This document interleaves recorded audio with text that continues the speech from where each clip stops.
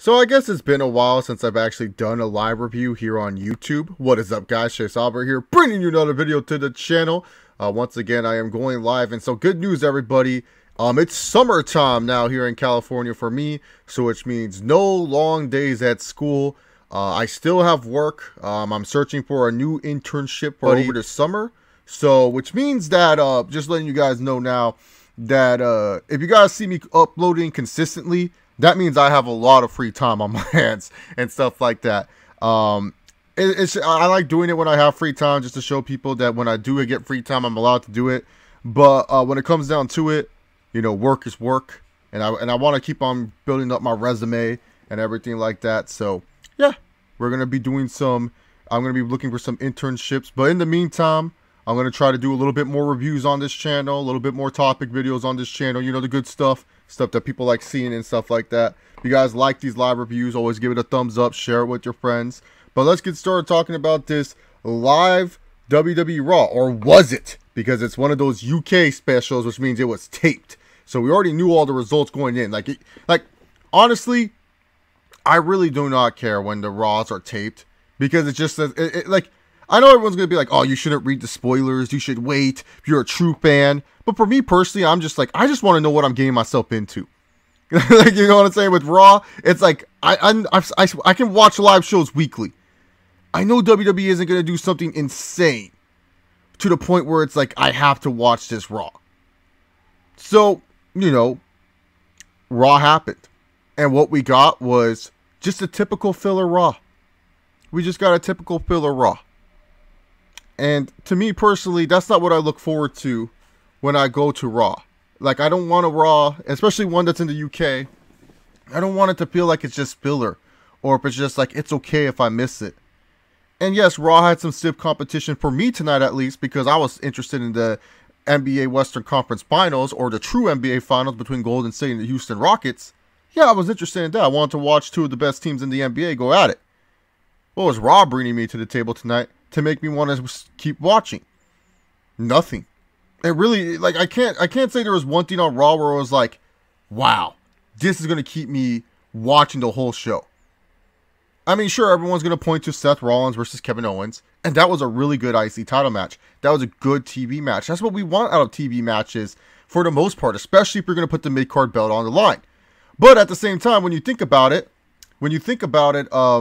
from a sense, WWE is doing too good of a job with Seth Rollins. Because here's the thing. I like what WWE is doing with Seth Rollins. I think Seth Rollins right now is one of the hotter superstars in WWE. When it comes to wrestling, he's probably one of the better booked, better booked wrestlers on the whole, just in wrestling in general. He's in a right position right now. He doesn't need to be a main eventer because he's a former main eventer, so he feels like a big deal when he fights for that IC title. Every IC title match feels like a good WWE title match. I mean, really, to be honest, Seth Rollins just feels like a world champion right now. But you're going to get that audience that will soon to say, well, Seth Rollins should just stay in the mid-card. And then when Seth Rollins does cross the helm to going into the main event, you'll see it where a lot of people are going to be like, they're trying to force him. You know, it won't work when the main event. It can only work in the mid-card.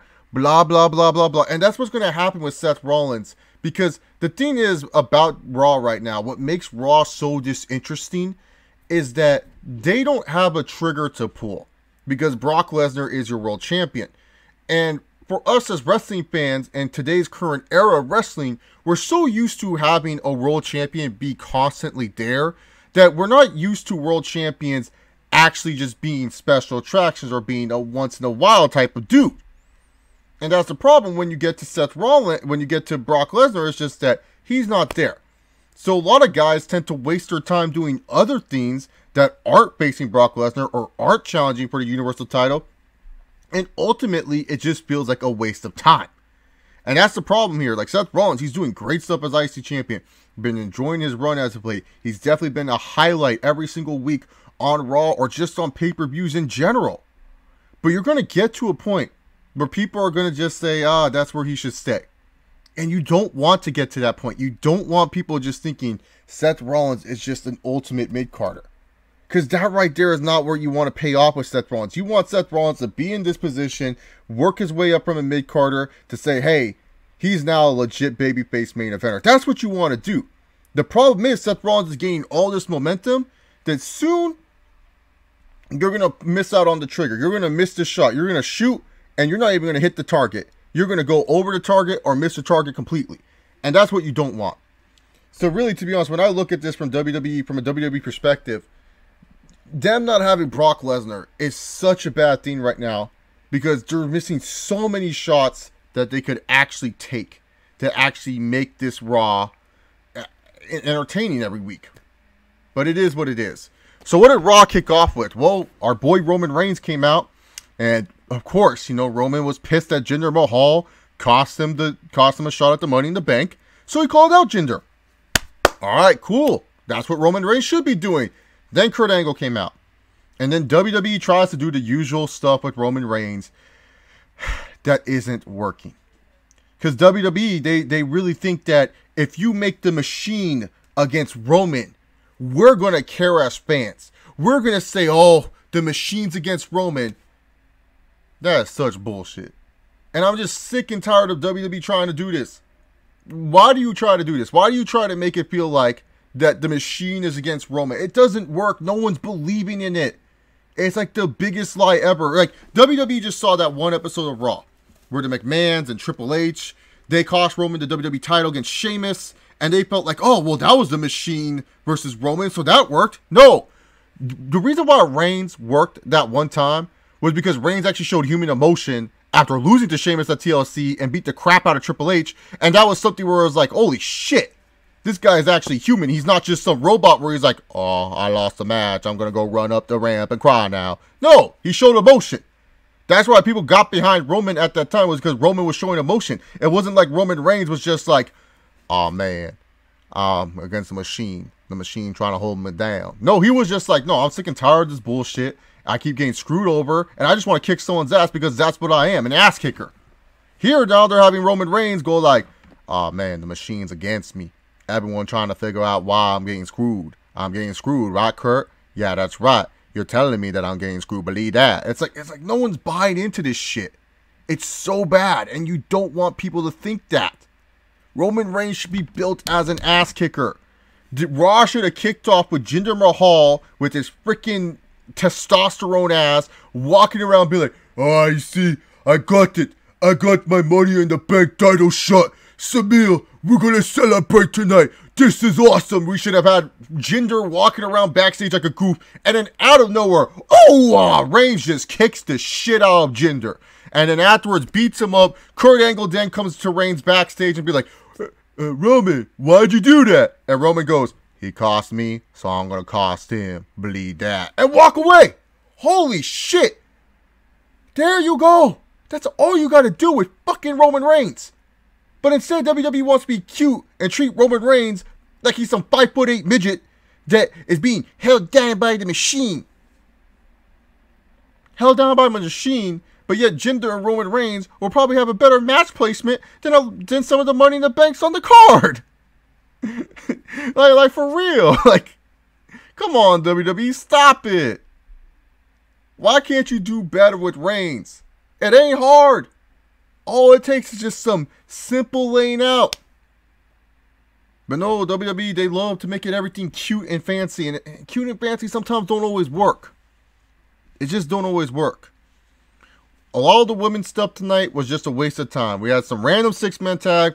And Alexa Bliss, who hurt her shoulder, she somehow is now in the Money in the Bank. Like, I don't get that.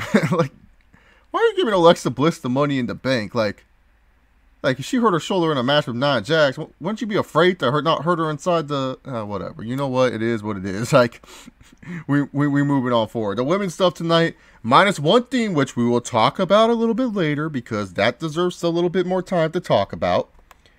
All the women's stuff tonight was just really, they just threw it out there. Like, there was nothing special with it. It was just kind of like, all right, we have to do these segments, so let's just throw them out there.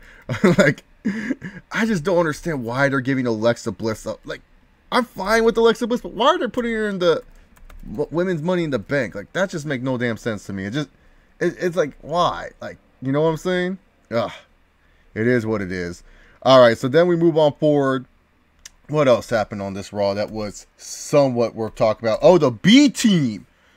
Curtis Axel and Bo Dallas are now a comedy shtick, the B Team.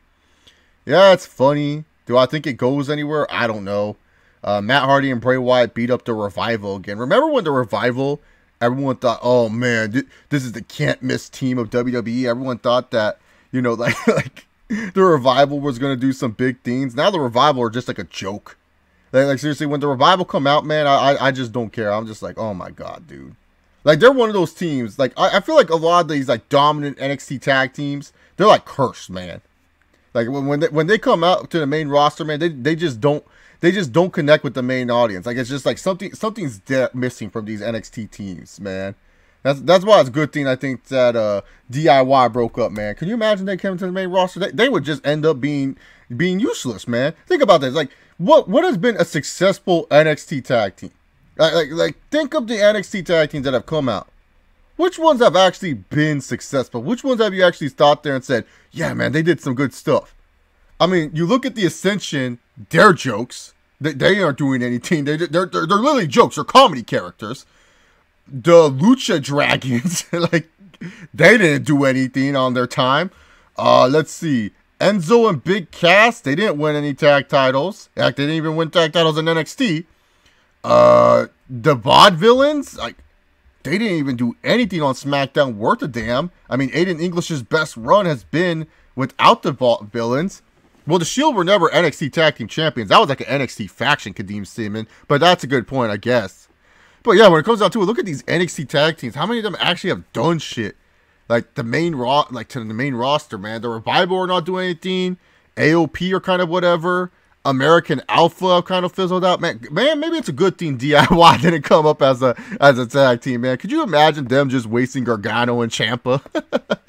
Like, that'd just be so terrible. But yeah, man, it's just weird to think about, man. None of these NXT teams, they don't seem to pan out pretty well, man. They just kind of just are there. They just waste our time with these guys, man. Like, think about that. That's crazy. That's crazy to think about. When you think about NXT tag teams, none of them really tend to succeed when they get onto the main roster. But yeah, the B team beat up Brazongo. That's cool, I guess. I don't know what they're going to do anyways with these guys and stuff like that. Matt Hardy and Bray Wyatt won. I don't know if they're going to build up for a tag match. I heard there's rumors for a Money in the Bank tag title contract. That would just be absolutely terrible. Drew McIntyre and Dolph Ziggler took on Finn Balor and Care Bear. And I was sitting there and I was saying, like, wait, what? Why is this a match? Like, for real, why is this a match right now? Like, what made these guys have a match? And are Drew McIntyre and Dolph Ziggler fighting for something? No, they're just fighting against two guys who made it in the Money in the Bank. And guess what? They won. Like, I was sitting there and I'm like, okay, I guess that's a little bit different than what I normally expect. But what did you think Finn Balor and Care Bear, those are two guys that you're trying to build up to win Money in the Bank? Why would you have these guys at all lose? I know a lot of people are going to come to a surprise because everyone knows my history with Finn Balor. But when it comes down to it, well, like, why would you have someone that is in the Money in the Bank that looks like he's one of the prime contenders to win, lose? And not only that, lose in a lame way. He's going to go for his finisher, and then Dolph Ziggler pushes him on the turnbuckle. Finn Balor gets nut-shotted, and it's 1, 2, 3, yo! Finn Balor loses. Like what? I'm sorry. 2 weeks ago, I was watching a match where he was kicking out of Falcon Arrows and Switchblades and all these other goofy moves that Seth Rollins does on him. And then all of a sudden, you telling me a post to the nuts ends Finn Balor? Get out of here, man. No. That's ridiculous, man. That's just so weak. That makes no sense to me, man. Like, I get it. You want to build Dolph Ziggler and McIntyre as a team. Fine. I'm okay with the team beating two guys who are not a team. I'm not okay with the team beating two guys who are prime contenders to win the Money in the Bank briefcase. That just makes no sense to me. Swing Blades JC, you get the idea. I'm thinking about that jobber in my head, Switchblade Jay White. But yeah, so Drew McIntyre, Dolph Ziggler win. That's fine. That's dandy. That's good. But now we go to these Money in the Bank qualifiers. But wait! Before we get to that, Jinder Mahal was supposed to be in one of them, but then Roman Reigns beats him up after we were told Roman Reigns was no longer in the building. Why does WWE do this to make us think that we're not surprised or something like that? Like we're supposed to be like, oh man, I can't believe they're still in the building. Like, we're not stupid. We know they're in the building. Like, you didn't just tell Roman Reigns, leave the building. Like, come on. Let's be real here, WWE. But you watch this episode and you're watching the Money in the Bank qualifiers. You go to the first qualifier, man. The first qualifier was Bobby Roode, No Way Jose, and Baron Corbin. What? Why is No Way Jose getting a qualifying match? Like, for real, why is No Way Jose getting a qualifying match?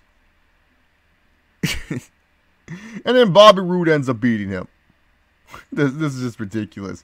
And so then we move on forward to the other qualifying match. Since Jinder Mahal can't be in this match, Kevin Owens, because he has backstage powers all of a sudden, called Stephanie, and he was able to get into this other Money in the Bank qualifying match. So we had Kevin Owens, Bobby Lashley, and Elias. And then you have Kevin Owens win this match, pinning Elias, because for whatever reason, screw Elias. We don't want to go all the way with this guy. And definitely screw Lashley, because we have Lashley to have a feud with the Uber driver. Yeah, that's right, guys. Next week, our boy Sami Zayn is going to reveal the truth about Bobby Lashley's sisters. Now, here's the thing. I wouldn't mind a Lashley and Sami Zayn feud if it was that Lashley was this dominant force that has come back. He's been beating people up, and Sami Zayn has been poking the bear and everything like that. I wouldn't mind it, and it seems like WWE is trying to do that, where he's poking the bear. But the thing is, WWE is kind of forgetting something. They brought Lashley back, and they're not bringing up the fact that Lashley was dominant in MMA all this time that he was gone, and that Lashley was in TNA or Impact Wrestling, because that's the thing about WWE. They're so inconsistent. They'll mention that other companies exist, that AJ Styles is a former New Japan World Champion and has wrestled all over the world and stuff like that. But Lashley, they presented him. They really messed up because they had him come back and presented Lashley as a new wrestler. Like, oh, he's been gone. He's just been doing MMA and that's it. They don't mention how he was a dominant force in pro wrestling. They just said, oh yeah, he's been doing some MMA, but obviously not in the UFC. He's been doing MMA at the smaller level, at Bellator, so it's not that big of a deal. So Lashley gets presented that he hasn't been wrestling in forever. And that's not how you present Lashley. They should have presented Lashley as that, hey, guy has been wrestling all over the world, won the TNA World Championship. I mean, if you're fine with mentioning TNA, what's wrong with just mentioning them? It's not like it's going to freaking hurt your company anymore. Impact Wrestling is no longer a major threat to stealing your fan base. But seriously, they have Lashley come back, and Lashley, look, the thing is, Lashley will get over this booking. I'm pretty sure WWE will find a way to make Lashley into a beast by the time he faces Lesnar. But right now, they're just not doing a good job making people care about Lashley. Because here's the thing, I'm a Lashley fan. I'm always going to be a Lashley fan. You guys notice how much bad booking Roman Reigns got? Do you think I hate Roman? No, I'm still a Roman Reigns fan. When I'm a fan of someone, I ain't no fair weather fan. Y'all should know, I'm a freaking Timberwolves fan in basketball. I've been waiting since 2004 for us to make the dang playoffs that they made this year. I'm loyal, man. I'm a loyal human being. Maybe loyal to a fault. But even I, as a Lashley fan, can say they're just not booking him right. Because here's the thing, if you're going to reset him and act like this guy hasn't done anything since leaving WWE, why don't you just make Lashley into this beast? Why are we making Lashley this, oh man, I love my family. Like, for real, that's Lashley's character. My family's everything. I have 3 sisters and man, they made me into the man I am today. Like, come on, man. How do you have a video package last week earlier in the night? Bobby Lashley dominated the MMA scene and was one of the most beloved champions in the WWE. To the next segment. Man, I love my sisters. You know, they made me into the man I am today. Yeah, used to beat up on me and, you know, make me into a doll.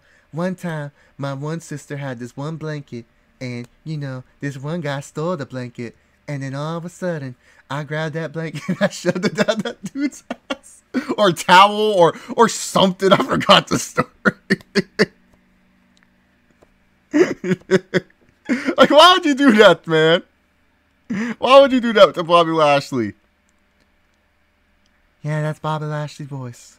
And that's how it sounds like. At least to me. But yeah, for real, man. They're not doing a good job with Lashley. Look, the thing is, it's okay for Lashley to lose a Money in the Bank qualifying match if he was booked correctly. If it was like, hey, Lashley doesn't need this match to get a world title shot. That's why it's fine that Roman Reigns isn't in this match. That's why it's fine that Roman Reigns is not going for the Money in the Bank, because he doesn't need one. Like, for real, why does Roman Reigns need to be in the Money in the Bank match? He don't need no goddamn Money in the Bank. He's fine. He can get a title shot by just looking at someone. That's why, to me personally, it's fine if Lashley was built up as somewhere it's like, okay, he doesn't need this match at all, so it's okay. But the thing is, Lashley's not booked to that point. Lashley's booked to the point where he needs a Money in the Bank ladder match just so that way people can remember how dominant he can be. Him feuding with Sami Zayn, it ain't going to do anything. It just really isn't going to do anything for Lashley. Yeah, maybe Sami Zayn could get a good indie-rific match with him, but it's not like this does anything for Lashley in the long run. They're literally just saying, hey, we're going to get filler for Lashley. They're just literally trying to fill up the time until they can find a big match to shoehorn Lashley to face Brock, and then people will forget all about the bad booking because they'll have one good executed segment with Lashley and Brock, and there you go, you're off to the races. That's what WWE's hoping for and planning for, and it's a stupid plan. They really just don't know what to do with Lashley, and it sucks. It really does, because Lashley is a good character, a good wrestler that could be used. So afterwards, Lashley gets beaten down, so he has to get saved by 2 halves of the Shield. So, yeah, that's great news. You know, I don't get why we're getting Roman and Jinder. Like, who asked for this, man? Who asked for Roman Reigns and Jinder Mahal? But it's okay, guys. Because although many of you guys may foolishly think the WWE Championship is the main match at Money in the Bank, we all know what the best part of Money in the Bank's going to be. Cringe Ronda. Oh, baby. Ronda Rousey is getting that title shot. Is it too soon? Who cares? Because Nia Jax went from, this title is for everyone who is being bullied, to now being the bully. All Ronda was doing was hanging out with her friend Charlotte. She is just all smiling. She's giddy. She's like, hey guys. Hey. You know, she's having a good time. And then Nia Jax comes and is all like, that's awesome that you can woo, but can you hold a title like this?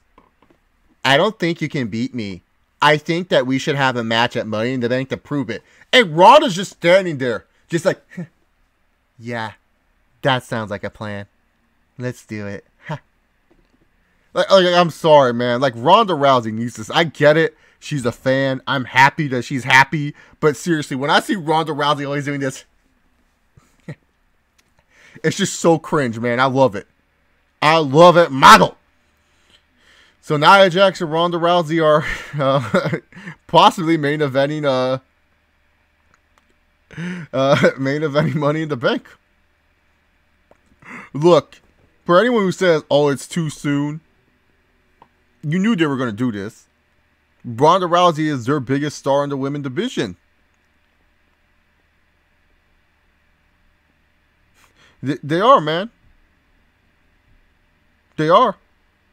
She is. I mean, I'm sorry. I drew a blank because I was reading Blue Knight things. But she is.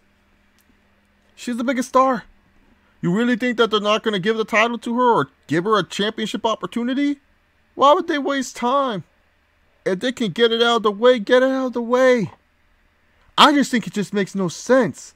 You had Nia Jax, all of a sudden, this sympathetic babyface character. This title is for everyone who is bullied. To now she's all like, I bet you can't even hold a title, and I want to kick your ass. Like, how do you make Nia a sympathetic babyface character, and now you're taking that all away? You're taking away everything that she kind of stood for as a character just to face Ronda Rousey.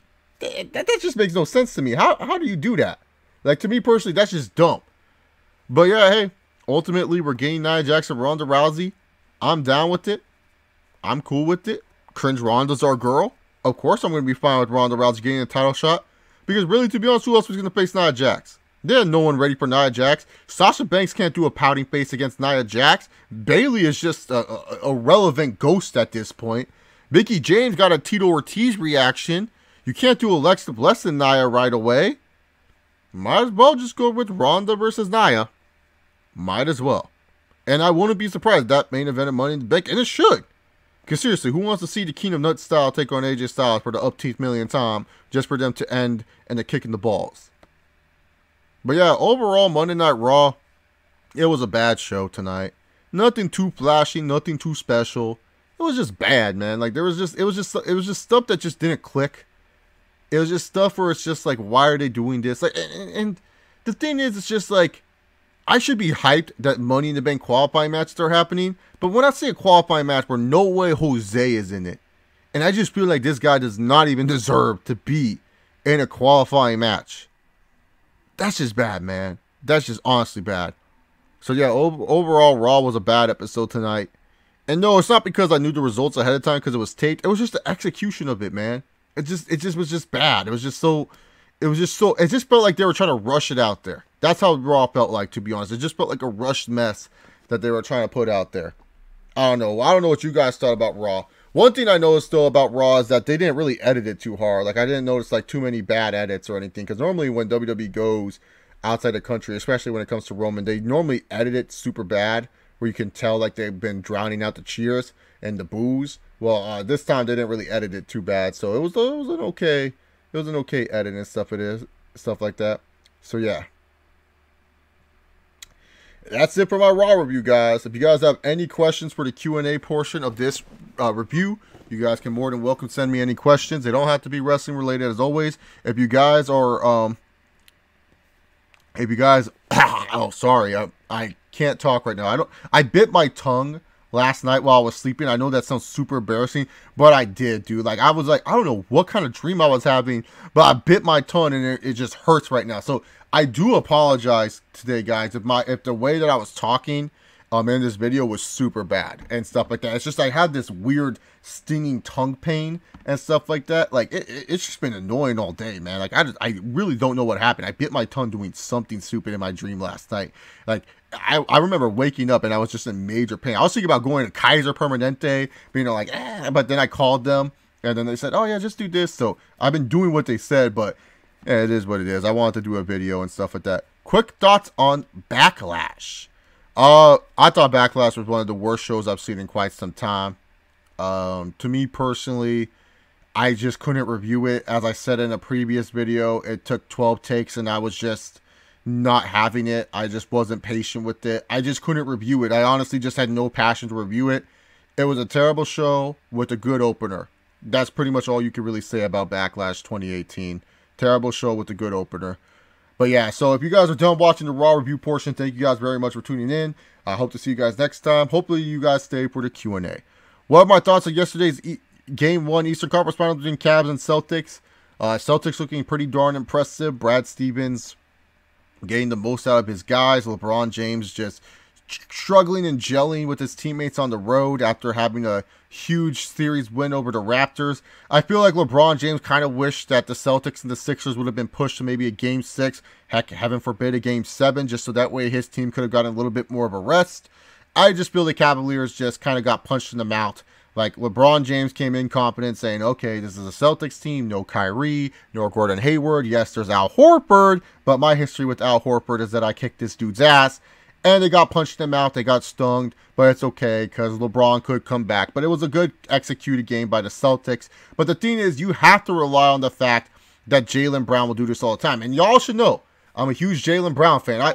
I've been one of the few people that has been on the Jaylen Brown bandwagon since this dude came into the league. I remember when Celtics fans were like, oh, how dare we drop Jaylen Brown? This dude sucks. And I was like, no, Jaylen Brown's good. I remember saying when the Celtics got traded away Isaiah Thomas, I said, oh, Jaylen Brown's still good on the bench. And Celtics fans were pissed at me for saying Jaylen Brown's a good bench player. Now Celtics fans all love Jaylen Brown, acting like they've been on his dick since day one. Stop it. I've been on Jaylen Brown's dick. I don't know if that's a good thing to admit or not, but whatever. I like to do. But you have to expect Jaylen Brown to keep having these types of special games. I think Al Horford will still be good. Jason Tatum will still be good. Scary Terry, he's hit or miss, but that's why they call him Scary Terry. Some days you'll get the Terry Rozier that makes you say, holy crud, this guy is a starting point guard in the NBA, and a team that is missing one could really use him. And in other times you say, oh my god, Terry Rozier, stop shooting the ball, you're missing all these shots.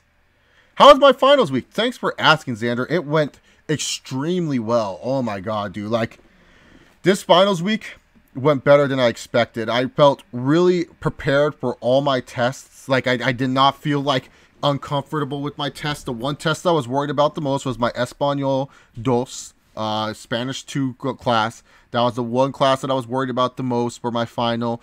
And one of my best friends, she ended up getting a good grade on the test. So we curbed the grade to her test score.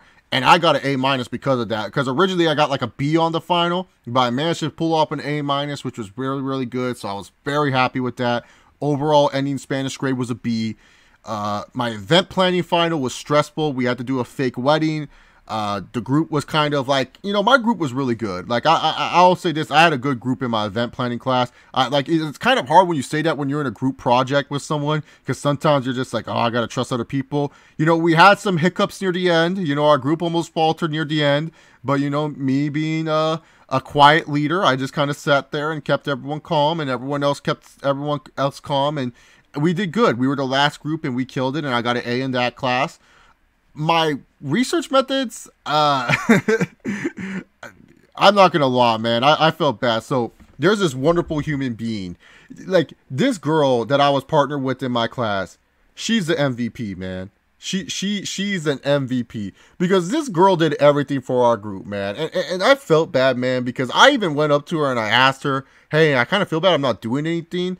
And she told me not to worry about it. She said, oh, you've done enough with the math. And I barely did any math. I probably did 2 or 3 problems for the group.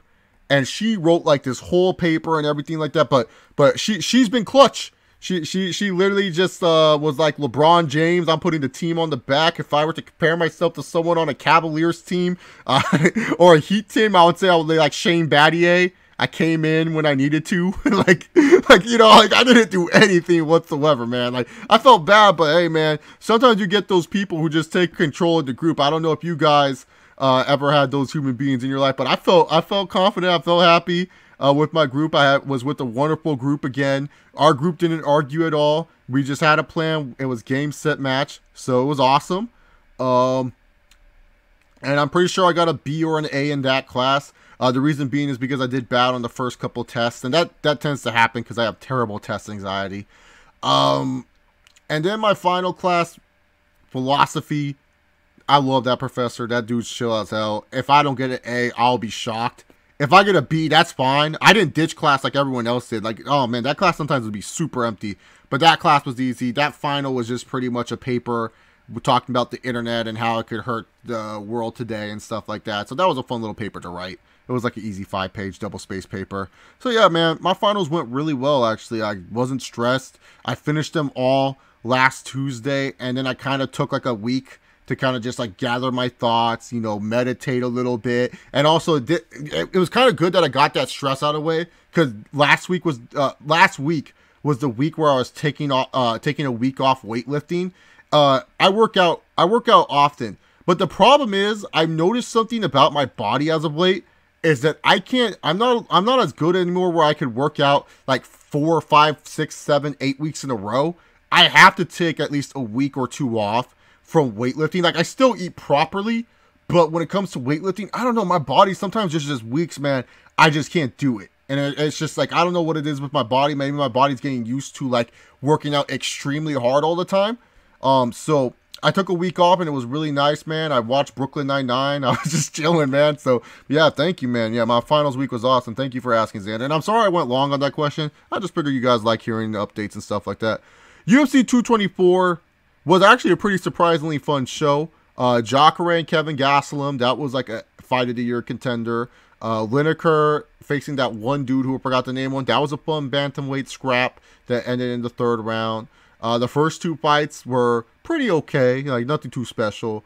And the main event was just, you know, Amanda Nunes showing how good of a boxer she is. I want to see if there's like a wrestler that could actually challenge Amanda Nunes at 135 or 140. Is she 130? Yeah, she 145 at 135. But I don't think there's like a legit wrestler like I don't know if Kat Zingano is still a thing in MMA, but yeah, so yeah, but when it comes down to it, it was a fun match, fun show overall. Definitely a better card than I thought it was going to be, Blue Knight. And you remember, I was like, who the fuck said UFC 24 is going to be a good card? It was a better card than I thought. What's my dream match? My dream match, man, that's a good one, man.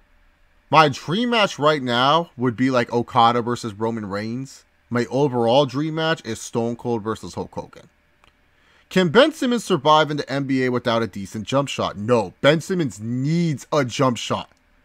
He needs a jump shot to do well in the NBA. Because here's the thing. If Ben Simmons doesn't have a jump shot, it just makes everything so much harder for the 76ers. Because Joel Embiid, he's already occupying that paint area, and he can shoot the three-pointer on occasion. And then you have Markelle Fultz, who we don't even know what's wrong with him, like if he's fixed or if he's not. We just don't know with Markelle Fultz. He's the biggest mystery on that team.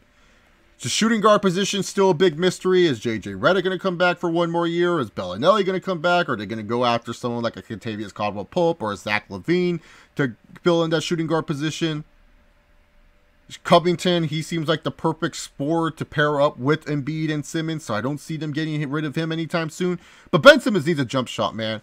Because if teams are not going to think you're going to take a jump shot mid-range, there's no reason to be afraid of you. Like seriously, Giannis Antetokounmpo, the reason why he's improved is because at least the guy can hit a competent jump shot in the NBA. He can at least hit a competent jump shot. Ben Simmons, he's not even trying. And so that just makes it where defenders are going to know, hey, you can only do the paint. That's fine. We'll stay in the paint.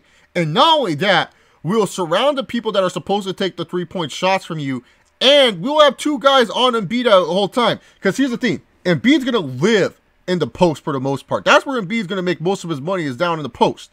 So if Ben Simmons is afraid to take a mid-range jumper, and he will only take shots within the key, you know what that means? That defender's not going to try. That defender's going to be like, okay, try to pass to Embiid. I'm in front of Embiid. My teammate's behind Embiid. We're just going to double team Embiid. And we saw what happened to Embiid in that series. He couldn't get any offense going because Simmons was so limited. And then you have someone guarding Covington. And then, you know, like Markelle Fultz, he didn't even play. But then you saw what happens when Bellinelli and JJ Redick are being smothered the whole game. You know, what happens when those guys are smothered the whole game? They have no opportunities to have energy to hit crazy-ass three-pointers. That's why TJ McConnell was such a blessing at point guard for them, because TJ McConnell could actually hit a mid-range jumper. So the defender actually had to try. Sure, Ben Simmons is scary against other point guards because he's so big, but it doesn't mean shit, especially if Joel Embiid is taking up the paint and there's two guys in the paint trying to stop you and him. So yeah, when it comes down to it, he needs a jump shot, man. If he don't get a jump shot, a decent jump shot, or at least try. Like, for real, just try a mid-range jumper. He only tried 4 times in the series a mid-range jumper, man. Oh, man. Why is the WWE doing nothing with Aughts of Pain? Xander, because it's the NXT tag title curse, man. You come to the main roster and we do nothing. Honestly, it's just, I feel like they just don't want to force these guys to face the the leader of worlds right away. I think they're just keeping Matt Hardy and Bray Wyatt away from Authors of Pain for a little bit. I wouldn't be surprised if they win the titles soon. Do you expect to think anger from diehard WWE fans on Twitter if our girl Cringe Wander wins the women's title? Oh yeah. There's going to be people upset, act like, oh, it's a bad thing, but yet they're the same people that were so happy for Ronda at WrestleMania. Because seriously, Ronda Rousey had a fight with Kratos at WrestleMania. Y'all were okay with Ronda Rousey beating up the game. God himself, Triple H. Y'all were okay with her beating up Stephanie McMahon, teaming up with the Olympic gold medalist and former WWE champion Kurt Angle. What's wrong with Ronda Rousey getting a women's title shot? Ronda Rousey faced Triple H and Stephanie McMahon as her first match. Wouldn't you think that it would be like, okay, yeah, it kind of makes sense that she goes for the women's title? Just saying, man. She gave hands to the God of War. Stay blessed. When do you think WWE... When you think of WWE, who is the first wrestler you think of? That's a great question. The Rock. I feel like when I think of WWE, The Rock kind of pops up as like the first wrestler I think of. Like, you know, like just in general, just because not only his impact in WWE, but his impact outside of WWE. You know, his name is The Rock. People still know him as The Rock. No one says, oh, it's Dwayne Johnson. Like, yeah, they know that's his acting name. But people still call him The Rock. Even non-wrestling fans call him The Rock. They know him as The Rock. And stuff like that. So I feel like The Rock is kind of like the first wrestler that comes to mind. For me, at least. Do I believe the All In September is sold out in less than 30 minutes? I'm starting to have doubts. I feel like that's time for a Schleg Daddy video. For me personally, even if it is that resale ticket places bought them and they sold out the show themselves, that's fine. You know, at least they made money. I'm just giving them props for doing something that they said they would do, and they did a good job on it. You know, if it comes down to it that, hey, StubHub bought a majority of the tickets, it is what it is. They still bought the tickets. Ultimately, at the end of the day, a sellout is if you sell out the venue with the tickets that are available. Doesn't mean that, you know, all the tickets have to be, all the seats have to be filled. I've been to many sold out WWE shows, sold out hockey games, sold out NBA games. And not every seat was filled. Sometimes if you buy all the tickets, that's good enough to them. And hey, if that's good enough to them that someone bought all the tickets and they're reselling them for obscene prices, it is what it is. But to me personally, I'm just going to give them the round of applause, give them the benefit of the doubt. And I'm not going to be like Dave Meltzer in this situation. Because, you know, we give Meltzer shit for not giving WWE credit for selling out shows. Or, you know, saying, oh, WrestleMania didn't break our attendance record or anything like that. I ain't going to do the shit for All In. Like I said, they sold out the original tickets, and that's it, man. Will your reaction be a Great Khali return to help gender beat rights? I think I would laugh, actually. I think you would get good laughter. And especially if it was like a stupid way of Khali helping you beat Jinder, I think I'll just laugh super loud. Who do you think would be the foreign participant to cooperative men's Money in the Bank match on Raw? Well, I think Raw's done, Xander, so it's up to the SmackDown Live roster. And when I look at that roster, I'm just saying, oh, who else is going to be in that match? Did you see the video that Schleg Daddy made about New Japan Pro Wrestling's low ticket sales in the U.S.? Yeah, I saw it. And trust me, man, being someone that is, fucking A, what am I going to say? Sorry, my tongue is boggling right now. Being someone that is from California, and I know how much New Japan overcharges, and I can understand why New Japan's a little bit disappointed. Because here's the thing, when you think of San Francisco has a huge Asian demographic. I know that some people, I know some people are looking at it, and they're saying, hey, you know, like, that should be good. But it's also kind of bad because New Japan was kind of banking on the San Francisco market, especially with the Golden Lovers, the homosexuality over there, that it would have kind of helped, you know, boost the ticket sales, that there was something that, like, was for everyone. Because trust me, man, I can tell you right now, the Asian demographic in San Fran is huge. And especially the LGBTQ community over there. So I thought New Japan thought they were going to have a home run and everything like that. But hey, it is what it is. You can't charge a lot of money for a show, especially with matches that we don't even know is going to exist. And especially because I believe that show is before Dominion. So it's like, you know, that show's just going to be filler and we're not going to get anything too huge on it. What's the craziest party I've been to? Oh, it's my friend's End of the World party. That shit was insane. It was because we had it on the day that the world was supposed to end. We all got fucked up and it was a good time. All I remember was like drinking so much jungle juice. Like, I don't remember shit from that party, to be honest. Like, I normally have a good recognition, but I just remember, man, I was just surprised how many people actually showed up. The cops didn't shut that shit down until like 5 in the morning too. Like, that's what I remember the most, was like some cops came at 5 in the morning and stuff like that. He's like, y'all been partying this long? Like, some guy, he was like amazed with us and stuff like that, but he was chill. And I just remember, man, I was like super fucked up, man. Like, I remember I took like one nap during the party, which is weird because you never don't take naps during a party. But yeah, it was a fun party. I just remembered it's my friend's End of the World party. That's probably the craziest party. I just remember so much shit was going on, man. You know, like so much shit was going on there. So yeah, that's the craziest party I can remember off the top of my head. CPZ. Other parties, I've been to a lot of fun parties, but never like anything too crazy. Like, I haven't been to like a party where I was just like, oh my god, this is great. Like, you know, so I've always been to parties that are fun. Yeah, man. Like, I'm graduating next year, man. I'm super excited for that, man. Name a show you hate as a kid but love as an adult. Like wrestling show or TV show? TV show, oh, Family Guy. I loved Family Guy as a kid, but now as an adult, like I remember I was just like, oh man, I'm gonna go rewatch old Family Guys and stuff like that. When it was still on Netflix, I was like, oh, I'm gonna rewatch some old episodes, man. Let me go back to like I remember watching Family Guy as a kid and everything like that. Let me go watch this again, and I just couldn't stand it. Like I wasn't laughing at anything. I was just like, man, this show is just terrible, man. Like this show was just terrible, and then I was just like none of the jokes hold up, and I feel like that's the problem with Family Guy. A lot of the jokes are just very dated, where it's just like you have to kind of be in the times to understand the joke that's being made. You know what I'm saying? And like that's the thing with Family Guy. So I think that show could deem as one of those shows where it was perfect, where I say, hey man, back then I used to love this show, but now I hate it as a kid. Now I hate it as an adult. Another show, especially if I'm a kid, when I was a kid, oh man, I used to love the like, God, I'm drawing a blank, man. I'm drawing a blank on some other shows, man. Oh, I used to love like All That and everything like that. I know everyone's gonna be like, oh, Chase, don't say you hate All That. I do hate All That now. Like I just can't understand why I used to watch this show as a kid, man, and stuff like that. How am I? I'm doing great, Isaac Brock. Could be better on the health department, but other than that, I'm doing pretty good. Just trying to stay positive every day. Sometimes shit can take you down, but as long as you can beat yourself into believing, everything's good. So yeah, that's how I'm doing. Do you think the fact that Roman main eventing over AJ at Backlash shows you how they feel about him?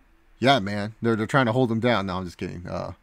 Nah, it shows that they trust Roman Reigns and they make Roman Reigns the main guy because he's the guy. So of course they're gonna do that. Thoughts on Chuck Liddell trying to challenge John Jones to what? What is Chuck Liddell trying to challenge John Jones to? Who can take the most steroids? Who can take the most CRT? What the fuck is he trying to challenge him to? Like a grappling match? Because John Jones is going to kick his ass regardless. Public sex was better than this. Oh, no. Well, what public sex? I don't know what you're trying to say, Michael Network. Do you watch either Brooklyn Nine-Nine or Timeless? Actually, yes. The end I was watching Brooklyn Nine-Nine after finals and stuff. I heard like the hype around the show. People were saying, "Oh, you'll love this show," and man, I love that show, man. Like that show's funny, man.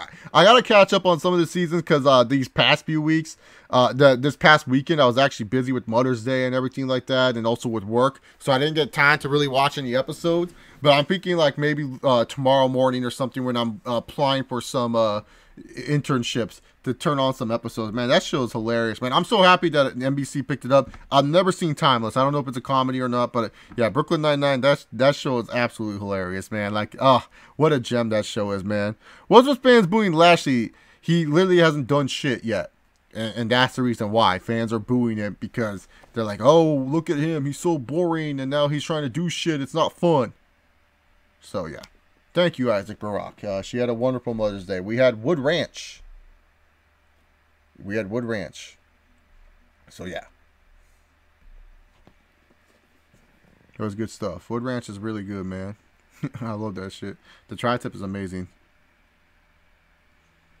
Yeah, man. SpongeBob and Ed, Edd n Eddy, those are like cartoons that are timeless, man. Like they're actually better when you're older. Like SpongeBob, oh man, I know so many people these days that watch SpongeBob, man. They just watch SpongeBob and they talk about it and they have a fun time with it. Ed, Edd n Eddy, like that show's so smart for its age, man. Like when you're a kid, that's one of the shows that I didn't like as a kid, but then I rewatched it probably like, I think I rewatched it like my second year in college. No, third year. I remember it was my third year in college.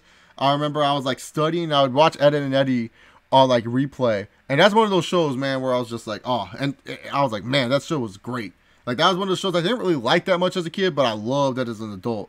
Same with Recess, man. I love Recess, dude. That show is just, Recess is like one of my all-time favorite. Like I can watch every episode of Recess, and so I could do a whole stream about Recess, man. Like I can talk about Recess and talk about like everything, man.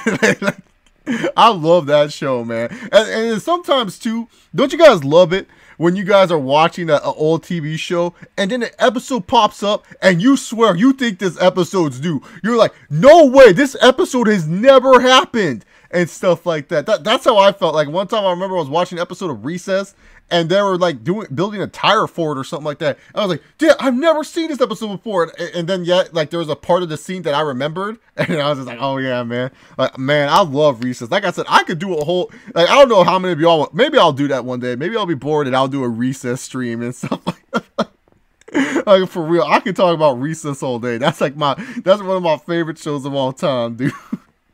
Yeah, man. Like even as a kid, man, even as an adult, I still watch Recess. Like that's one of those shows, man. My kids will have to watch that show. Like Recess and Rugrats, those are shows where I'm like, hey, man, I'm gonna show that to my kid. That my kid are gonna watch it, man. So yeah. I said UFC 224 was actually fun for me, Isaac Barack. I enjoyed it. Fight of the year contender with Jacare and Gastelum. Lineker versus that one dude was a good fight. I liked UFC 224. The main event was weird, man. Like Raquel Pennington, I want to stop fighting, and then like her corner's like, no, you keep on fighting. Like what assholes? Family member that pisses me off the most. My dad. To be honest with you, my dad's an idiot. So yeah, I'm just gonna leave it at that. UFC is heading to ESPN Plus beginning January 2019. Yep, they're adding more shows on there along with Fight Pass and everything. Like, what's the point of Fight Pass if they're just gonna be on UFC ESPN Plus? I said UFC Plus, like it's like something that, like, no, seriously, what's the point of Fight Pass if they're just gonna be on that streaming service? Like, it makes no sense to me. Like, why they're on Fight Pass right now? Like, what's the point of this Fight Pass if you're just gonna go to another streaming service and that streaming service is gonna show all your fights as well? You know what I'm saying? That's where like the UFC sometimes I just don't understand the UFC's logic and thinking. Like, and hey, what do I know, man? I'm over here struggling sometimes to make money as it is, and Dana White can make $4.2 billion. So you know what, man? I should just shut up, man. You know what, Dana? You keep doing you. You keep making your damn money. You bald-headed son of a bitch. You bald-headed son of a bitch, man. Yeah, I watched The Grim Adventures of Billy and Mandy. That show, I kind of watched it because Codename Kids Next Door was after it and stuff like that. But I don't know, Billy and Mandy, there'd be some good episodes, and then there would just be such bad episodes, man. Such bad episodes, man. WWE fans wasn't caring about the main event. They were hearing Elias Scene. Oh, that's good to know. Why does AJ Styles come up as a mid-card champion? Because WWE presents him as a mid-card champion. They don't present him as the main event guy. Thoughts on season 3 of Fuller House? Here's the thing, Kadeem Salmon. I haven't even watched Fuller House yet, man. I haven't even watched Fuller House yet for that one, man. Like, I've been so behind on my TV shows because of school. I gotta catch up. Right now, I'm on my Brooklyn Nine-Nine, and I'm watching some other anime and stuff like that. So I'm a little bit behind, but once I get free time to actually put effort to watch Fuller House, I'll watch it. Fuller House is one of those shows, too. Like, it's not one of the primary shows that I need to talk about with my friends. You need those shows that can find you common ground with friends. That's just when it comes down to it. And I'm sorry, man. Fuller House just ain't one of those shows right now. I'd be like, y'all watch Fuller House? No one's like, I'll watch Fuller House. You know what I'm saying? So when it comes down to it, I got to watch shows that are my friends and I are talking about, man. Let's see. Yeah, 225, the return of the MMA legend, CM Punk. Who do you got for Maya versus Usman? Or if Santiago versus Usman? If Usman's facing Maya, I got Maya. If Usman's facing Santiago, I got Usman. Simple. Do you feel heated tension with Dana White and Ariel Helwani? Oh, man, Dana White and Ariel Helwani are like an awkward couple that broke up for such weird reasons. And like you can tell like they hate each other, but they just don't want to show it because they're trying to be professional. It's just such a weird situation, man, with those guys, man. Oh, it's on the milk carton? That's good to know, man. We got to search for Brock Lesnar. Hope he's not killing all deers. Who do you think win in a coke stepping match between Jones and Liddell? Psh, John Jones all day, man. What the fuck Chuck Liddell gonna do with that stupid nose, man? John Jones, man, will snort coke and win titles. Liddell snorts coke and sleeps on his couch and tries to freaking hit up bars in Santa Barbara like a homeless man. Coke Jones for the win. Have you ever watched the show Ben 10? Yeah, man. Ben 10 was pretty interesting. I remember the original, and then they made like 2 more series that I lost track on where he became like Ben a million or something. Like he had a million different creatures he could transform to. Like he went from Ben 10 to like Ben 10,000 or some bullshit like that. Yeah, I watched the Proud Family. Proud Family was hilarious, man. There was like a point where Proud Family was one of my favorite shows. But the thing about Proud Family, as much as I used to watch that and Kim Possible like crazy, I can barely remember episodes of Proud Family and Kim Possible. Like, I'm telling you, man, something about Recess, dude. I'm going back to Recess because that's GOAT right there. Something about Recess. I remember shit from Recess. Sometimes I'll quote Recess, and people won't even know it's from Recess. People are saying, "Wait, is that what's that from?" And I'll be like, "Oh, do you remember Recess?" And people are like, "Recess." They're like, "Oh, come on, man, Nito." But yeah, Proud Family was the shit, man. I heard Dana went the bananas on Hawaii for that Montero incident. Ugh, of course he did. Have you seen Shinsuke Nakamura picture where he has a jacket that says Yahoo? Oh my, he has a pet jacket that says Yahoo. He's speaking to me. There's a women's wait. There's a women's flyweight division. Oh yeah, that one girl has the title. She hasn't defended it, right? Like, is there even a point to that division? Like, that girl hasn't even defended the title. Because we all know the strawweights. That's Nia Muniz and Jojanchik and Carolina Kovacevic and everything. Like, all these girls that have hard names to pronounce, man. But freaking yeah, that's the flyweight. I don't even know. Like, isn't Valentina Shevchenko? Isn't she in that division now? Last time I checked, I remember she beat up some random Brazilian, and that was the last fight we'll ever see Mario Amasaki do, man. Are you getting bored of the women's flyweight division? Oh, yeah, I already answered that. Did you find yourself bored one day and watch commercial breaks from the 90s and early 2000s on YouTube? Honestly, Blue Knight, yes. I remember I was so bored one day. I was watching like old toy commercials like Digimon and Dragon Ball. And it led to like Capri Sun and Fruit Roll-Up commercials. And I was like, man, dude, this is my childhood right there. So, yeah, man. You left your cousin's birthday party to watch Ben 10's TV debut. Man, that must have been some hype shit, man. With Disney making a live-action Kim Possible, would you like to see a live version of Recess or The Proud Family? Recess? You guys already know about Recess. Yes. A live Recess would be the most epic thing ever. Now, I'm excited for the live Kim Possible because Kim Possible was a fun show to watch. One of my favorite personal Disney shows. But Recess, man. Oh, you already know. If Recess had a live show, I'm buying the tickets day one. I'm going to the first showing of that movie, man. I'm buying the whole theater for myself. Like, I'll spend that. Like, people think I'm joking. No, I want to enjoy Recess to myself. I feel like they could do a good job with that, man. I could just picture the intro being shown live. Oh,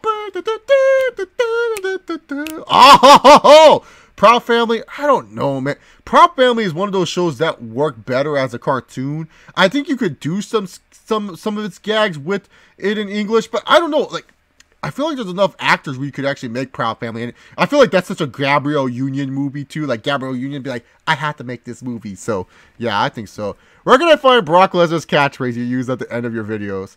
Okay, so Brock Lesnar, the catchphrase comes from the UFC 200 press conference. A reporter asked Brock Lesnar, do you think that a loss here, do you think like something about if you win or lose here, if it affects your what's it called, position in WWE? Brock Lesnar says, I don't give a shit. and then they said, what does Stephanie and Triple H think about your fight? I don't give a shit what they think. You know, I just don't give a shit. And so that's why I say sometimes, like Brock Lesnar, you don't have to give a shit in life. Because Brock Lesnar, sometimes you got to be that guy. Sometimes you have to say, I don't give a shit. Like, you know, that's the thing. Like I say, sometimes at work, your managers may be telling you something, but sometimes you just got to be like, I don't give a shit. I'm going to do things my way or the highway. And that's why sometimes I respect Brock Lesnar, because, you know, Brock Lesnar just doesn't give a shit, man. Brock Lesnar just doesn't give a shit in life. He's trying to do his thing. He's trying to earn his money. I give him all the respect and props in the world, man. Can't hate on that. Can't hate on a guy hustling and trying to make money. But that's where the catchphrase comes from. It's from the UFC 200 media call. Not the press conference, but the media call. And it's literally like the funniest thing. It's like early on in the media call too, CPZ, so I don't think you have to listen to it too long.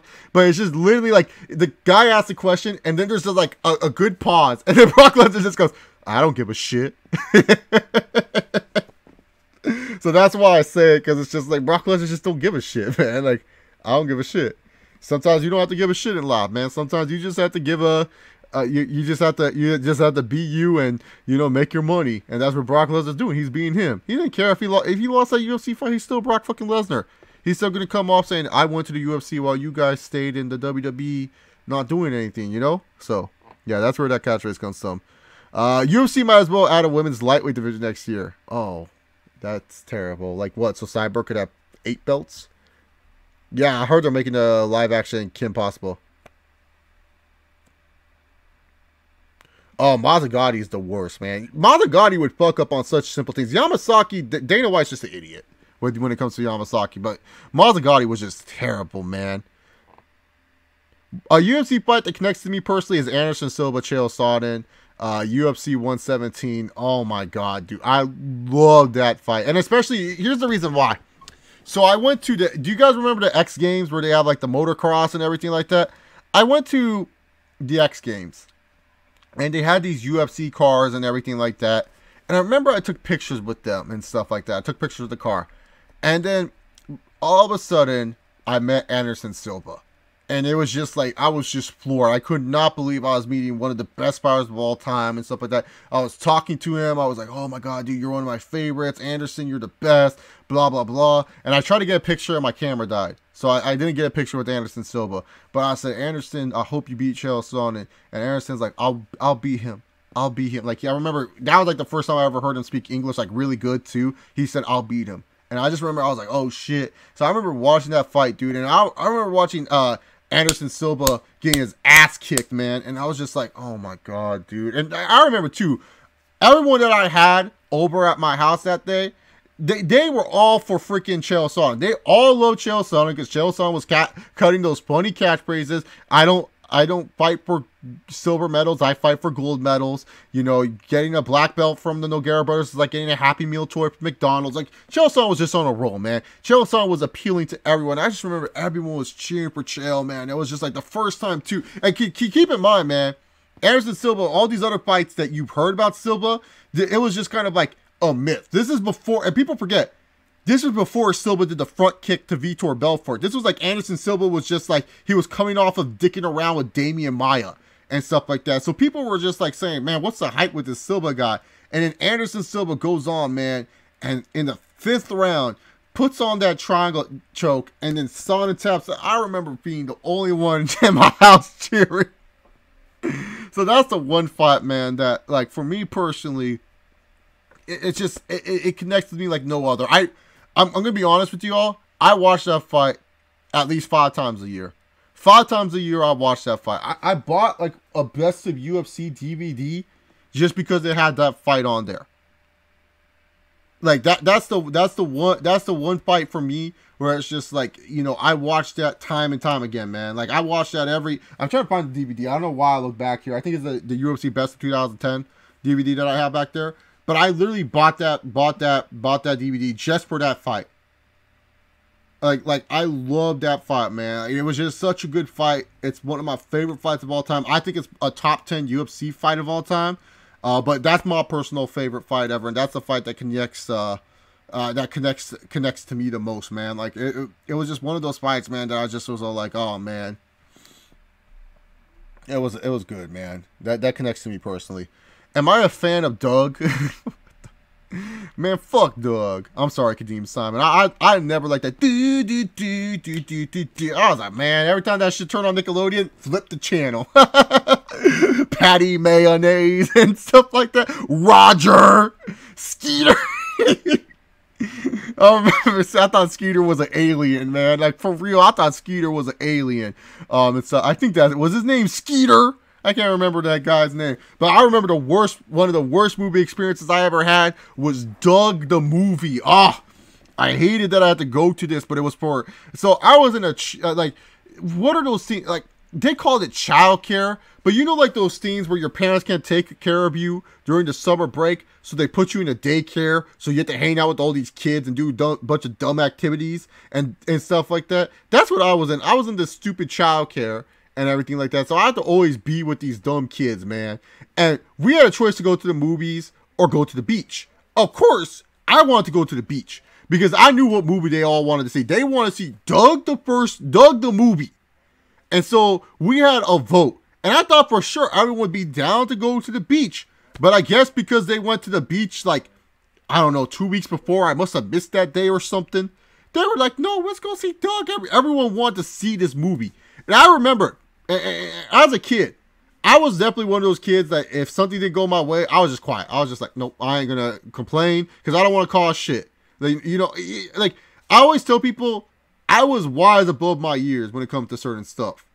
So, man, dude, I was just like, I was just like, man, dude, screw the Doug first movie, man. That goofy monster and, I hated that movie, man. Oh, man. I hated that fucking movie, man. Doug the first movie. I'm sorry, man, if I offended Doug fans, man, but fuck that show. Like, I hated Doug, dog. Fucking Skeeters creep me the fuck out. And that goofy creature. What was that creature anyway? Like, that's the thing about Doug the first movie. All I remember was there was a scene where that creature was getting shocked. Like, I just remember that, and I was happy. I was like, fuck you. Later, Batman. Thank you for being in part of the chat cave today, man. If you got Kanye West and Roman Reigns in the ring, who'd get booed more? Oh, Kanye, especially with all the idiotic shit he's been saying lately. Slavery was a choice. Fucking moron. Pretty sure they had a choice of, you know, wanting to go to America, but they didn't have a choice to be enslaved and stuff like that. I'm pretty sure they got tricked into becoming slaves because the white man promised them new, greener pastures besides Africa. Fucking idiot. And stuff like that. That's cool, man, that you liked, what's it called? Silva versus Son. And yeah, the steroid case, that's just something where it's just terrible.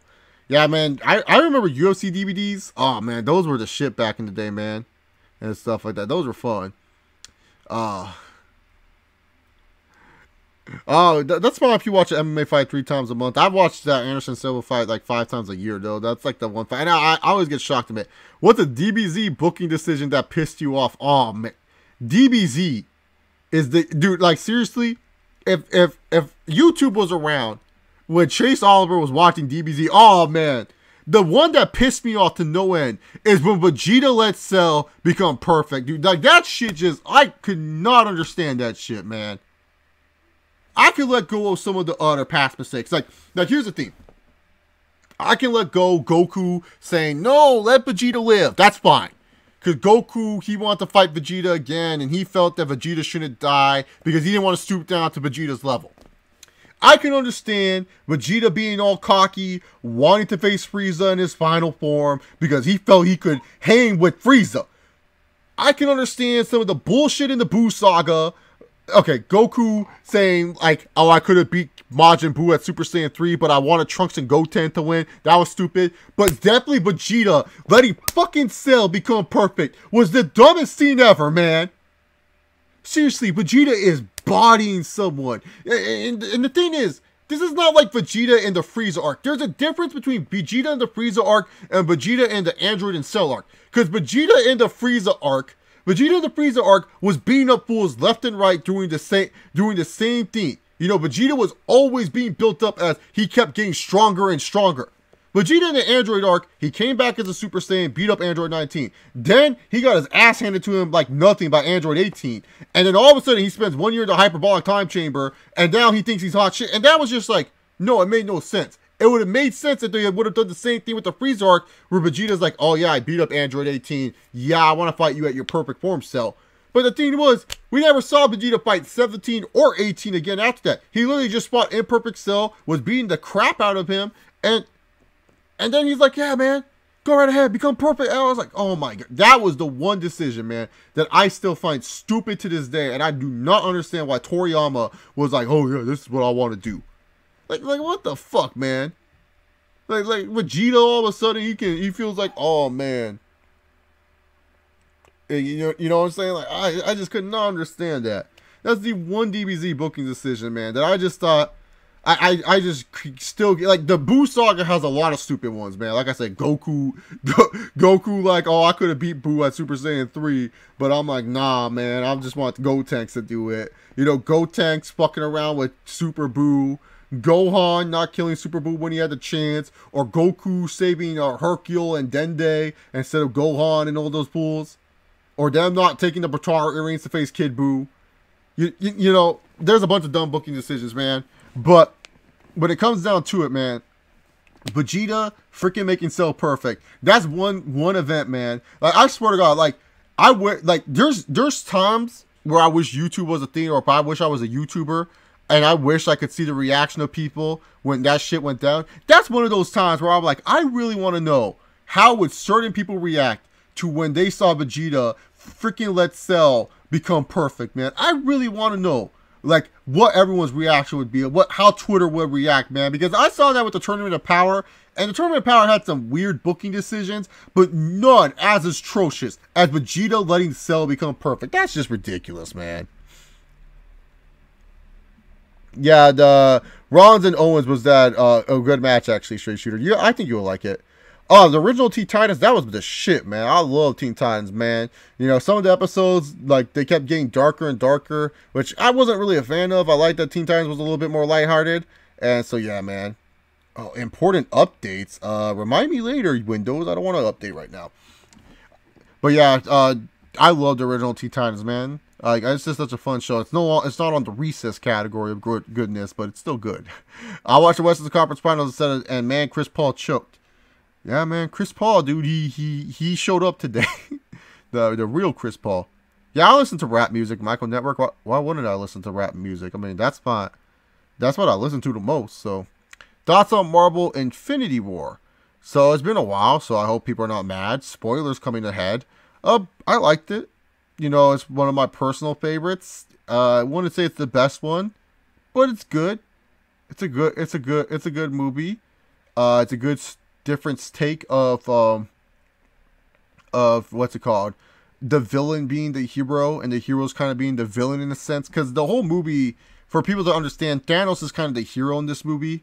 And that's like kind of hard for people to understand. Like, this movie is focused on Thanos.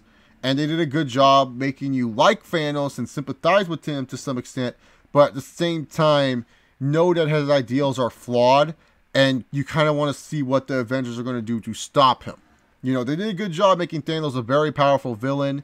Making Thanos a sympathetic villain. But also a villain that you can take seriously. And a villain that you know has some flaws to him. And stuff like that. So, yeah, I liked it.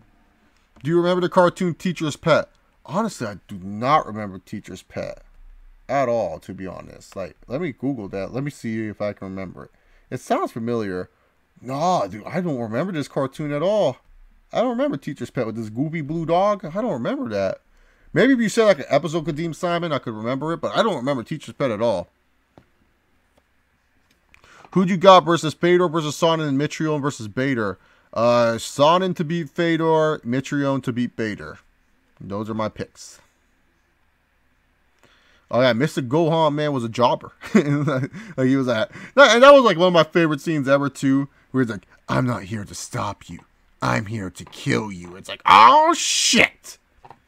50 Cent versus Rampage in Bellator is actually a thing. Wait, what? 50 Cent versus Rampage? No way, they're not fucking fighting. That is not a thing, dude. I swear to God, 50 Cent is fighting Rampage Jackson. That shit is hilarious, dude.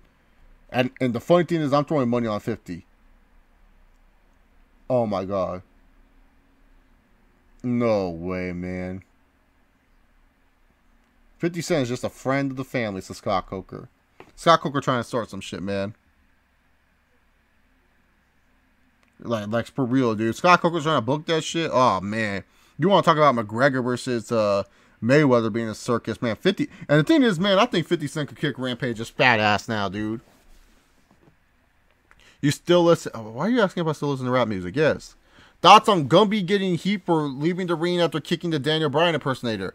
Actually, no, he got heat, Xander, for beating up the impersonator when he was not supposed to. And here's the thing. On one hand, I credit Gumby for taking the initiative for wanting to add on to this segment. But on the other hand, he went to Vince McMahon. And Vince McMahon said no for a reason. I know a lot of people are going against this and saying, oh, well, he took a chance, so why isn't Vince so happy with this? That's what he wants. He wants wrestlers to take a chance. But here's the thing. He went to Vince. He asked Vince about the idea. And all of a sudden, he broke Vince's word. Like, he broke a promise to Vince McMahon. Vince McMahon said no. That's where you leave it. You got to show professionalism to Vince McMahon. Peace, Isaac Brock. You have a good one, man. But yeah, that's the thing. Like, I don't understand why people are all like, oh, yeah, man. Freaking Vince is all saying this, and yet freaking Cass does it, and, you know, he's getting punished. Well, Vince said no to the idea. Cass went to business for himself. He showed unprofessionalism there. So, yeah, you should be punished, man. If All In is televised, which streaming service should air All In? Most likely Fight Network. I feel like that would make the most sense, right? I think Gumby was never going to be in the Breakfast Club, but he definitely broke his chances in the Republican Club, that's for sure. The Republican Club was really looking forward to him as a member of the group. What's a Republican Club, Chase? Oh, you should know what the Republican Club is. It's pretty obvious who's in it. Alright, I'll take a few more questions, and then I'll have to work out to end my night. I like going on the treadmill and hitting the boxing bag at the end of the night, man. Like, I work out early in the morning with weights, and then I finish up my nights always with the walking and stuff like that. You know, I like to walk, run. Depends on my mood on the treadmill. Lately, I've been kind of trying to run and stuff like that. So, yeah, man. Should Cringe Wanda win the women's title at Money in the Bank? Yeah. Why else would you put her in that match? Yeah, CPZ. AJ is in the Republicans Club.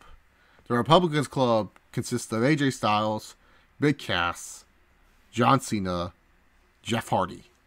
Because they're the Republicans. And Vince loves his Republicans. They're on SmackDown. Cena's a free agent, so he can kind of wander around.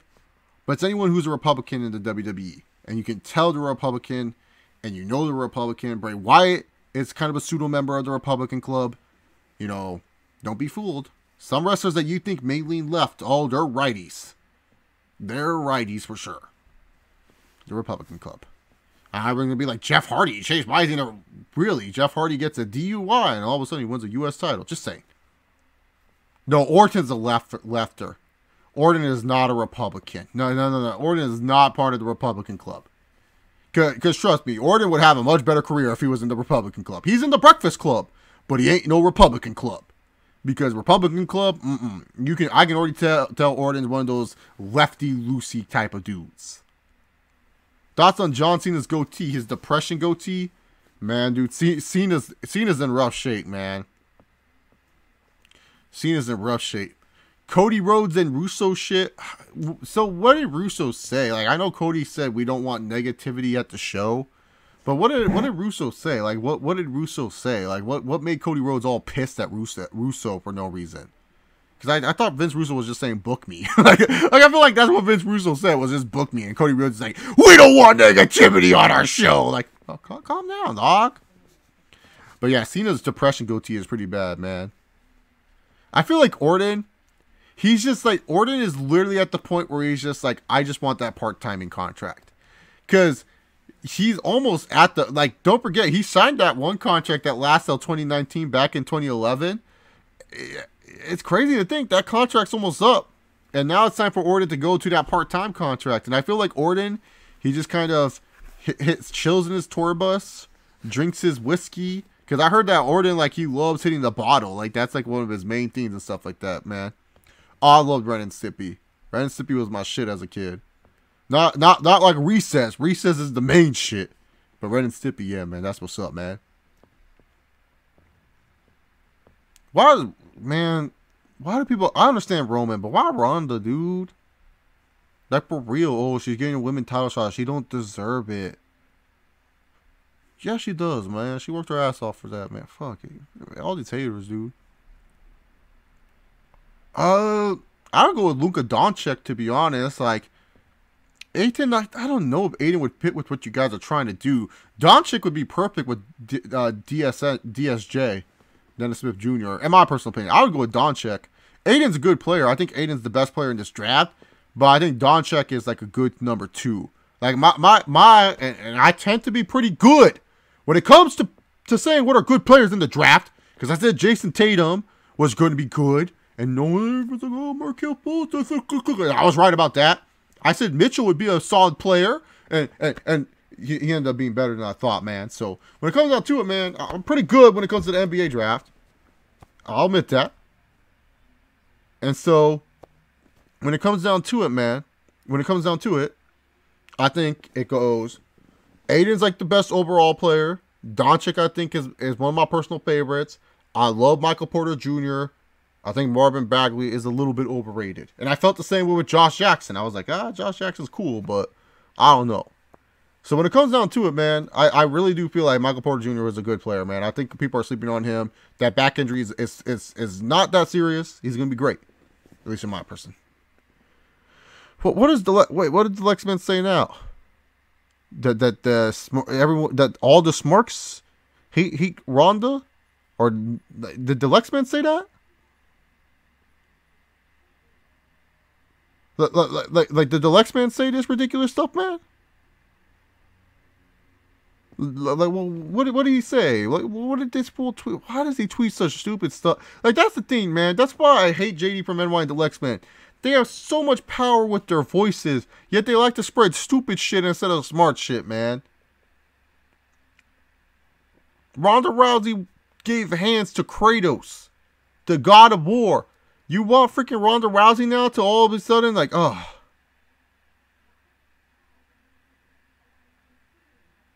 Oh, the Lexman tweeted that, Xander? Oh, I thought it was tweeting about Ronda Rousey, man. Incest. Oh, my. Fucking. Now, here's the thing, guys. Here's the thing. I didn't see Xander's question, man. I didn't see that. It literally popped up just now. I missed it. Oh, my God. Okay, here's the thing, guys. Here's the thing.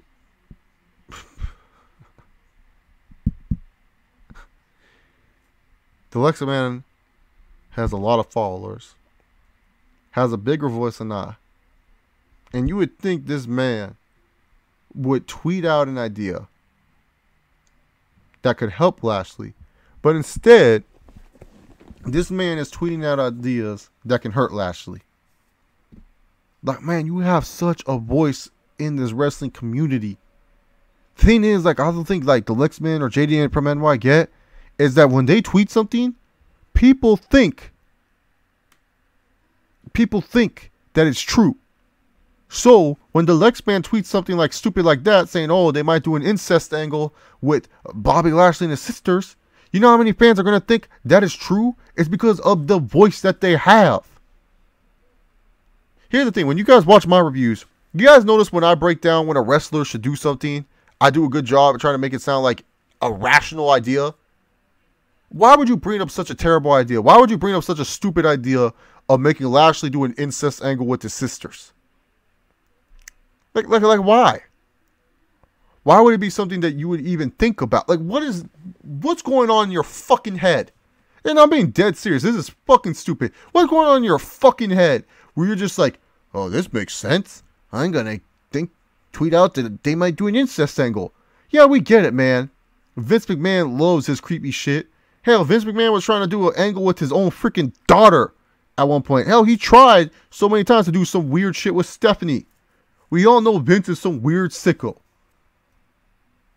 But man, dude, come on. Don't be tweeting out stuff like that. Like, that's not even a tweet that's funny. That's not even you tweeting out like a funny idea and stuff like that. Like maybe if you tweeted out that, oh, Lashley's sisters end up being like Shelton Benjamin's mama. No, that's a funny tweet. But you tweeting out, oh man, they might do an incest angle. That's just so fucking stupid. And that right there just shows, and like I said before, the Lexman has a bigger voice than I do. If the Lexman tweets something like this, you know how many people are actually gonna think that shit's real? There are dumb people that actually, because like here's the thing. I always say I'm lucky for the amount of followers I have, because a lot of the followers that I have, they're all people who are understanding, reasonable people. They have good thoughts. You know, they don't have like you know, they actually think before they type, you know, type of deal. Because I don't have a lot of the majority of wrestling fans who don't think when they type, they just type random shit just to type random shit. So can you think about this? For the many dumb wrestling fans out there, they see the Lexman tweet something stupid like that, they'll actually think that's real and they'll spread that, man. Golly, man. The fact that I even, like, honestly, man, Deluxe, man, you are such a... Come on, man. You better than that. That's what annoys me, man. It's like, he's better than that. He's smarter than that. Like, for real. It's just like, so weird to me, man. Like, I know we've said funny gimmicks on here, on this channel. Like, Woke Reigns, Screaming Joe, and everything like that. Like, we've had our funny gimmicks on here. But we're not trying to make these gimmicks, like, disgusting and stupid like that. Like, oh, man, dude. That's just...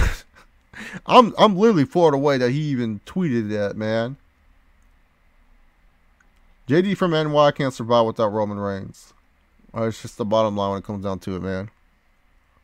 Without Roman Reigns, JD from NY is nobody when it comes down to it. That's just how it is.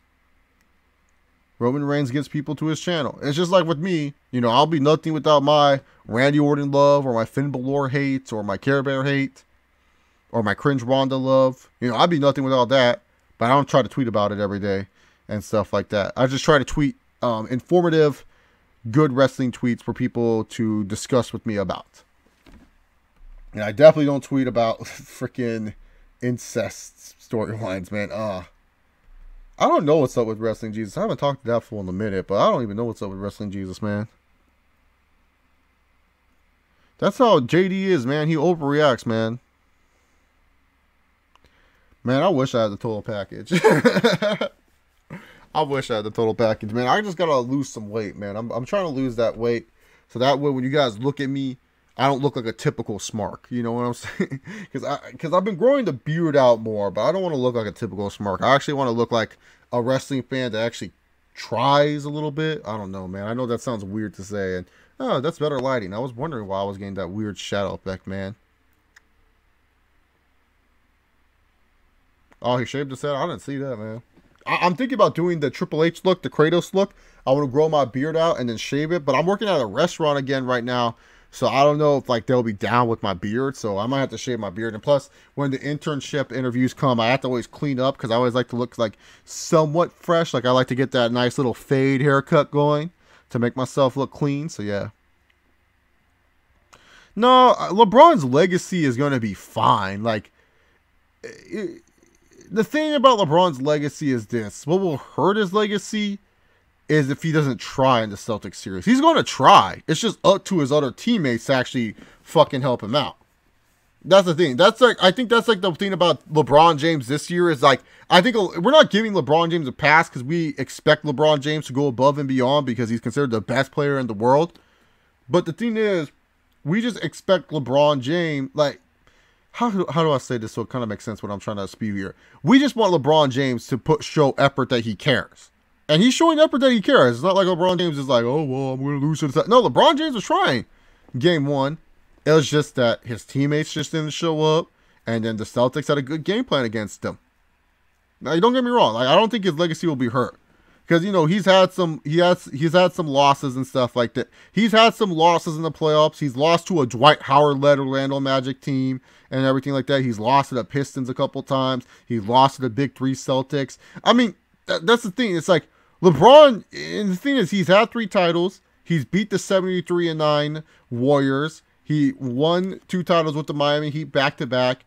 You know, the thing is just that if he loses to the Celtics, and especially because LeBron is considered in his prime, it's kind of harder to compare him to Jordan. You can still make the comparison, but it'll just be a little bit harder because it's like, well, remember, he did lose to a Kyrie Irving, Gordon Hayward-less Celtics that their best player was a rookie in Jason Tatum. So that's why, to me personally, it's like, it doesn't hurt LeBron's legacy at all, because it's just like, it'll hurt his legacy if he just doesn't try. That's when it's just like, okay, that hurts his legacy.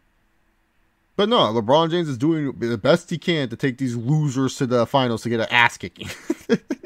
LeBron James is trying his best, man. I don't think I come off as a LeBron hater. People think I'm a LeBron hater. I don't know why. Yet, you know, it's weird. Like I never really have said stuff to really hate on LeBron, but whatever. Why every smart thinks that wrestling is going back to being popular because of NJPW and Bullet Club? Because they're fools, Michael Network. They live in a wrestling bubble, and they don't know how to leave that bubble. That's just the bottom line, man. The Cow Palace. I don't even know why they go in there in the first place, man. The fucking Cow Palace, dude. I was thinking about going there, but then I was like, nah. I'm good. I was like, man, should I go to this event? No, I'm good. Because I don't even know the card. And like I said, I think it's before Dominion. So it's just going to be a filler show before Dominion anyways. Why would I want to go to a filler show before Dominion when I can go to the full show and stuff like that? Good. And yeah, so I'm like, what's the point? Because I don't even know the card. And like I said, before Dominion. So it's just... New Japan should go to shows on the East Coast. What's a fight that must happen this year? McGregor versus Habib. I feel like this is the year for McGregor versus Habib. I mean, you could do it, but I feel like it's more of a buzz right now this year.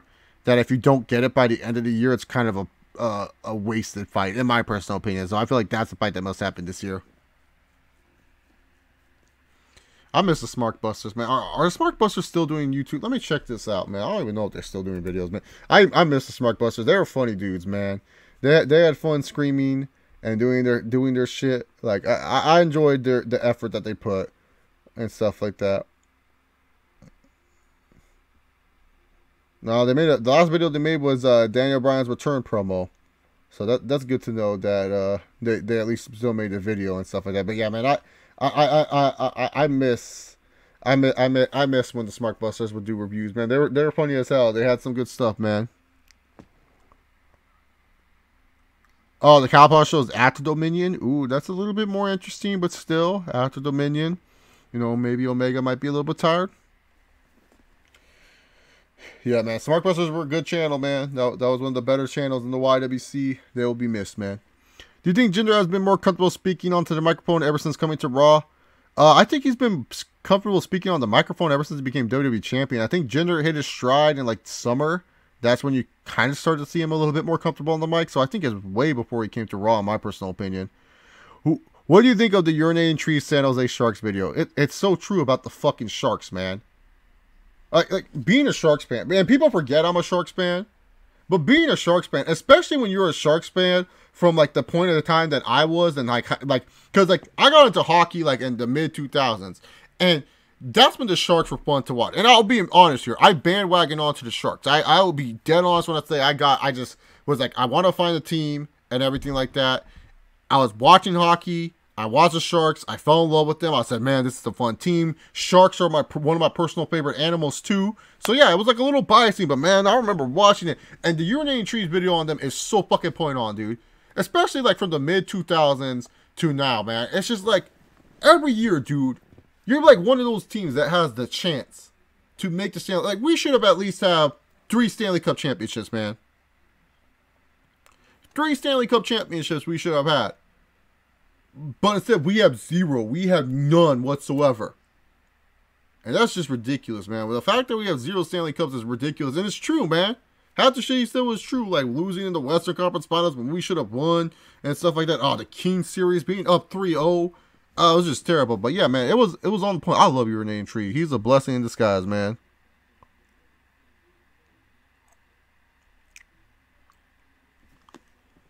All right, making Botchmania-like videos. That's cool, man. Send them to me on Twitter at ChaseOver68. I'll retweet them and stuff like that. What do you think of sports betting ruled in favor from the Supreme Court? Good. I love betting on sports, so which means it's now legal for me. It's now legal for me. Favorite part of Raw was the IC title. What's up, Dustin Dunn? I'm about to leave here. Yes, I saw the Rockets-Warriors game. It was a good game for the first 3 quarters, but then the Warriors led off. The Warriors did get a free backcourt violation call. Yeah, that was ridiculous.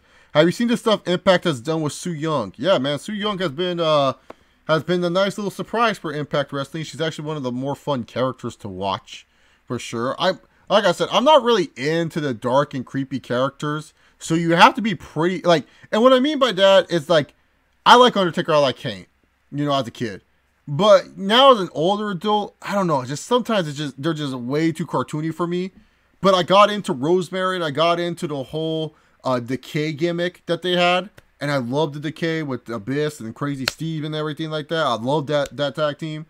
And so for me personally, I was like, okay, Su Yung, she's interesting. The Undead Bride, she was with Braxton Sutter. And really, to be honest, she's good. I like her. She's a nice little surprise. And it's good when you get surprises like that and stuff like that. Nickelodeon took over your life. Anyways, guys, thank you guys very much for tuning into this live stream. I stayed on much longer than I intended to and stuff like that. But anyways, thank you guys very much for watching. If you guys like what you saw, give this video a big old thumbs up. Follow me on Twitter at ChaseAuber68. It's in the description box down below. Remember, guys, just like our champion Brock Lesnar, sometimes you don't have to give a shit in life. And as well, if you guys want to be updated for all the videos that come onto my channel, please hit that notification bell. Because for whatever reason, y'all don't get notified. And it's kind of annoying when people think, oh, Chase, you don't upload as much. But yeah, I do upload. Okay, I try to upload as much as possible. So just hit that notification bell and let everyone else know to hit the notification bell. Thank you guys very much. We'll be back here live tomorrow. Maybe a little bit later after SmackDown, but we'll be talking about SmackDown Live and everything like that. So a couple of live streams now that I have a little bit more free time because there's no school. And remember, guys, like always, yo!